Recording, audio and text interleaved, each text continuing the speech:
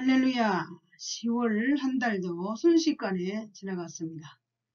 10월 한 달 제가 늘 주장하는 것은 예배에 대해서 많은 강조점을 여러분에게 함께 나눴습니다. 오늘 마지막 주일 예배의 의미를 다시 한번 정돈하면서 예배에 관한 하나님의 우리의 태도를 함께 나눠보려고 합니다. 로마서 9장 4절에서 5절 말씀으로 우리 하나님의 레마의 음성을 듣는 복된 시간 됩시다.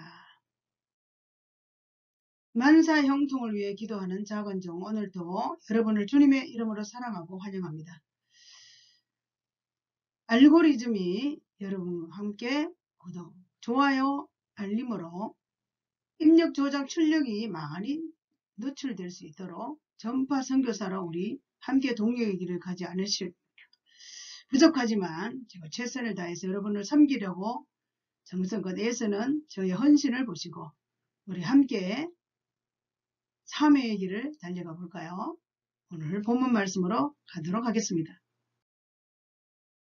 로마서 9장 4절 5절에 그들은 이스라엘 사람이라 그들에게는 양자됨과 영광과 언약과 율법을 세우신 것과 예배와 약속들이 있고 조상들도 그의 것이요 육신으로 하면 그리스도가 그들에게 나타나셨으니 그는 만물 위에 계셔서 세세의 찬양을 받으실 하나님이시니라.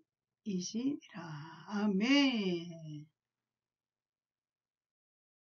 예배의 중요성은 하나님의 명령하신 최고의 말씀이기 때문에 그렇습니다. 지금 좀 읽은 본문 말씀과 하나님께 영광을 돌리는 행위이기 때문입니다.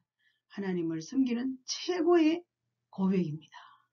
사랑하는 여러분, 이 세상을 떠나는 순간까지 예배자의 삶을 살다가 주님 부르시면 영원한 천국에 입성하는 것이 우리 인생에 가장 복된 삶인 것을 믿고 늘 그래 기도하십시오. 하나님, 제가 예배자의 삶을 살고 싶습니다. 그리고 예배의 중요성을 더욱 간절하게 갈망하고 알아서 최고의 명령이신 말씀 앞에 영광을 올려드리고 그리고 최고의 하나님을 사랑하는 고백을 올려드리겠습니다. 라고 우리 하나님과 한번 약속해 보시지 않으시렵니까? 할렐루야.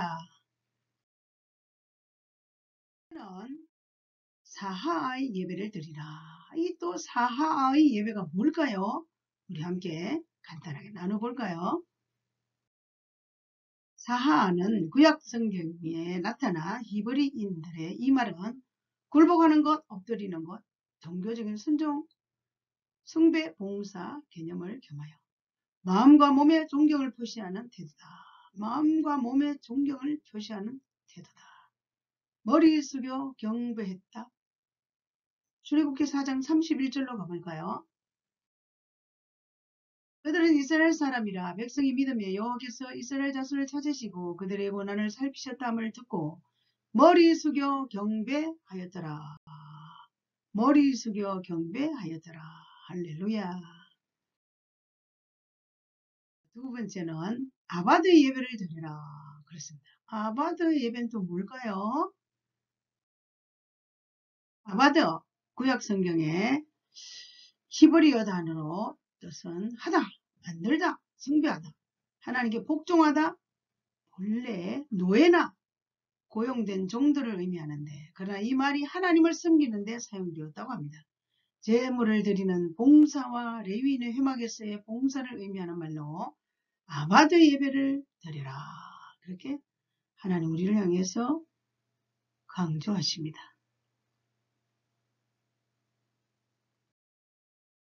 성경은 그들은 이스라엘 여호와께서 자기를 애굽에 알게 하시리니 그날에 애굽이 여호와를 알고 제물과 예물을 그에게 드리고 경배할 것이요 여호와께 서원하고 그대로 행하라. 아바드 예배를 이렇게 드려달라. 주님은 그렇게 말씀하십니다. 나는 목마른 자에게 물을 주며 마른 땅에 시내가 흐르게 하며 나의 영을 내 자손과 나의 복을 내 후손에게 부어주리니. 아바드 예배를 드린 자에게 이런 축복을 주심하고 약속하셨습니다. 세 번째, 프로스쿠네오 예배를 드리라. 어려운 말씀이에요. 또 이건 또 무슨 뜻일까요? 프로스쿠네오 예배. 신약성경 이 말의 뜻은 누구의 손에 입맞추는 것, 존경의 뜻으로 다른 이 앞에 자신을 엎드리는 것, 하나님 영이신 예배하는 자가 영과 진리로 예배할지니라.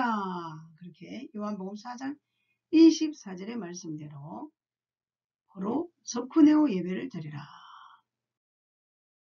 이 말씀을 한번 또 갈까요? 하나님 영이시니 예배하는 자가 영과 진리로 예배할지니라. 그래서 우리 이 말씀은 모든 교회들이 예배 직전에 이 말씀으로 예배의 부름을 합니다. 영과 진리로 예배할지니라. 네 번째, 레우 두루기아의 예배를 드려라. 이 또 무슨 뜻일까요? 자, 신약 성경의 헬라어 뜻은 섬김 봉사의 뜻인데 이것은 문자적으로 백성의 행위를 뜻하고 그리스도인들이 믿음과 순종으로 하나님께 바치는 봉사를 더욱 현저하게 나타내는 뜻이다. 지난 몇 세기 동안에는 예배식은 교회에서 예배 순서를 지칭하는 데 사용했다고 합니다. 그래서 레이 투루기아 예배를 드려라. 봉사, 섬김 이런 모든 것도 다 예배다. 그래서 그러므로 형제들아 내가 하나님의 모든 자비하심을 고나니 너희 몸을 하나님이 기뻐하시는 거룩한 산 제물로 드리라. 이는 너희가 드릴 영적 예배다.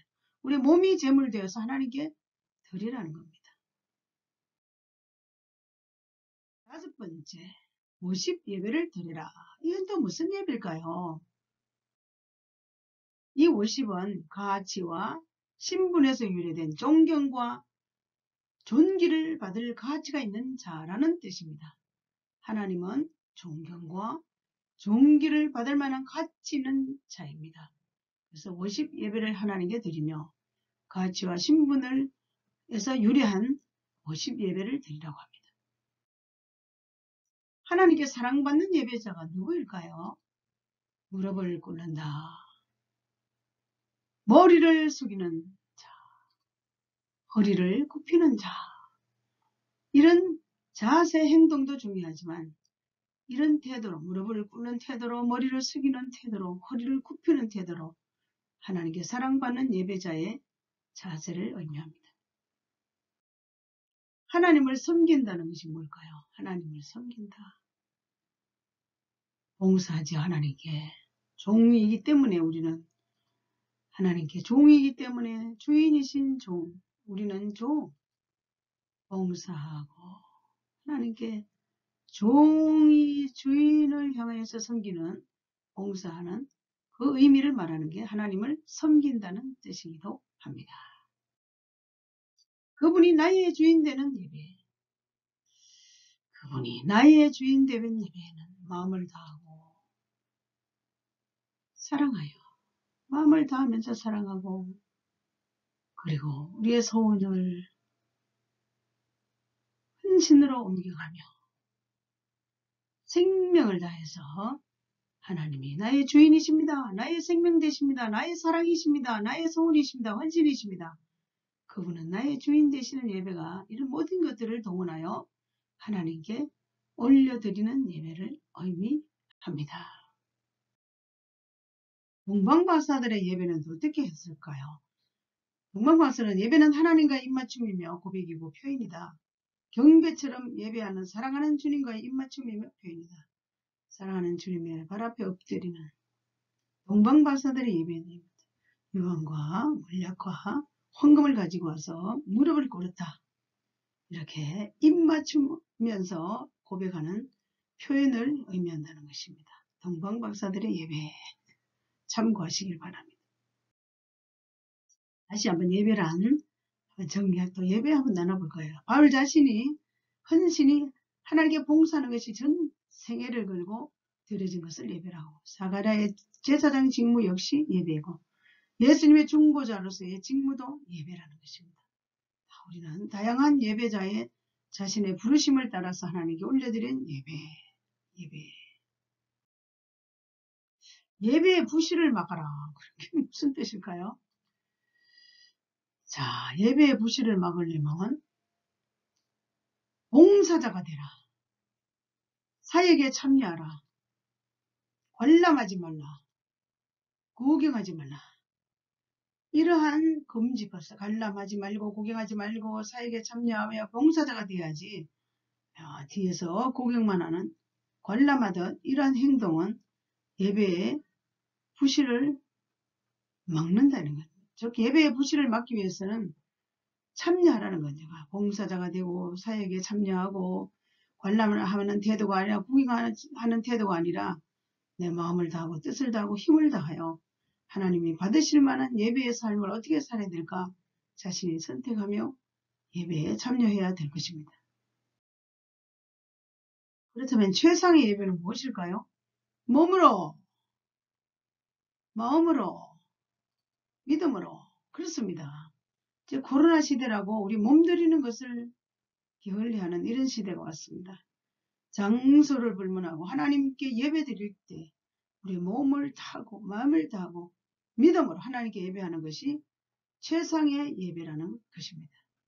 우리는 일평생 예배자의 특권을 주신 우리 하나님께 감사하고 예배자로서의 모든 영광을 하나님께 올려드리는 멋있는 믿음의 사람들이 되어야 하겠습니다. 프랭클린 M. 지글로 예배학 교수님은 신학이 없는 예배는 감상적인 맹종이다. 하나님이 나를 위해 무엇을 하셨으며 무엇을 하고 계시며 무엇을 할까를 아는 사람은 하나님 앞에 서는 자세가 달라진다. 이렇게 멋진 말씀을 하셨습니다. 그렇습니다. 하나님 우리를 위해서 무엇을 하셨으며 무엇을 지금 하고 계시며 무엇을 할까? 이렇게 하나님을 잘 알아가는 자들은 하나님 앞에 예배하는 태도와 자세가 다르다는 것입니다. 저와 여러분은 하나님이 기뻐하시는 예배자, 하나님이 찾으시는 예배자로 하나님 앞에서의 서는 자세가 달라야 할 것입니다. 요한복음 4장에 나오는 정의 예배는 성부 하나님에 대한 인식과 예수의 구속사의 확신과 성령님에 대한 이해입니다. 삼위일체의 하나님을 반드시 알아서 우리 하나님께 영광을 올려드리는 진정한 예배자의 삶을 살아야 할 것입니다. 기독교는 종교가 아니다. 오늘 한번 영상을 보시면서 함께 은혜를 나누려고 합니다.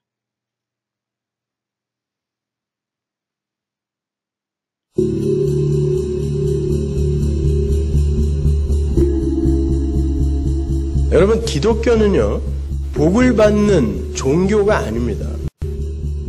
복을 추구하는 건 맞아요. 그런데 그 복은 우리가 대문이나 밥숟가락이나 방석에다가 써놓는 그런 종류의 복이 아닙니다.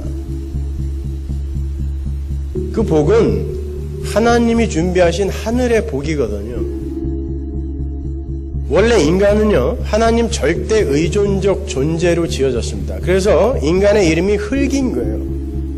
아담이라는 이름 자체가 흙이라는 그런 단어에서 나온 거거든요.